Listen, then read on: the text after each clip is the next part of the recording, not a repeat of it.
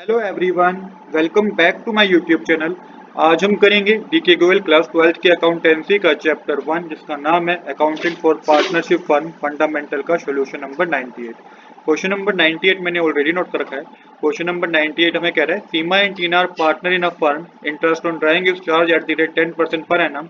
You are required to calculate the amount of drawing of each partner in following cases. Seema withdrew a fixed amount in the beginning of each month and interest on drawing is 3900।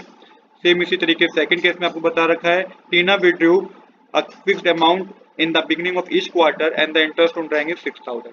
Basically इस question में आपको क्या पता करना है, आपको यहाँ पे अमाउंट ऑफ ड्राइंग पता करना है, आपको इंटरेस्ट ऑन ड्राइंग दोनों केस में गिवन है, रेट ऑफ इंटरेस्ट आपको 10% बता रखा है। तो सबसे पहले केस 1 में आप सीमा की ईयरली ड्राइंग को एक्स मानिएगा। यहाँ पे आपको इंटरेस्ट ऑन ड्राइंग गिवन है जो कि 3900 रुपीज है। फॉर्मूला आपको यूज करना है interest on drawing equal total amount of drawing multiply rate of interest multiply average period divided by 12।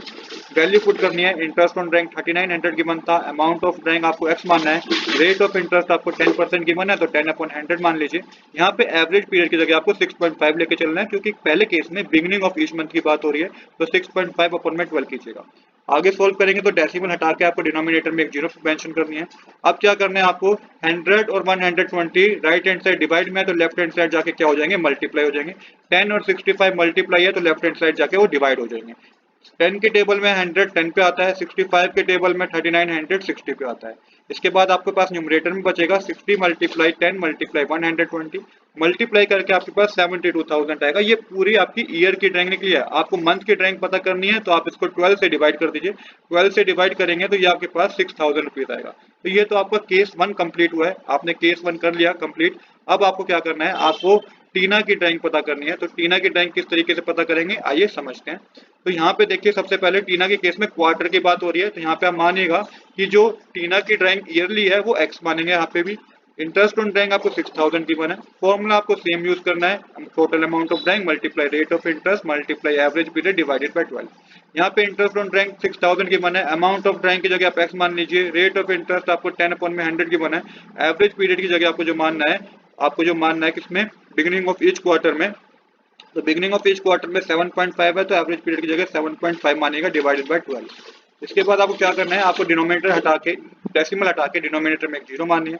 अब 100 और 100 जो 120 जो थे राइट हैंड साइड क्या थे, डिवाइड में थे, तो ये लेफ्ट हैंड साइड जाके क्या हो जाएंगे, मल्टीप्लाई हो जाएंगे, और जो मल्टीप्लाई में थे वो डिवाइड हो जाएंगे।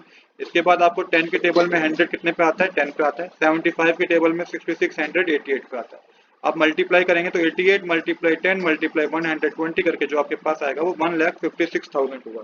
तो ये 1,56,000 जो है अब ये आपकी ईयर की ड्राइंग है। अब आपको इसको क्या करना होगा, 4 से डिवाइड करना होगा। जब 4 से डिवाइड करेंगे तो ये 8800 रुपीज आएगा। तो 8800 रुपीज क्या है, ये मंथली ड्राइंग होगी किसकी, टीना की।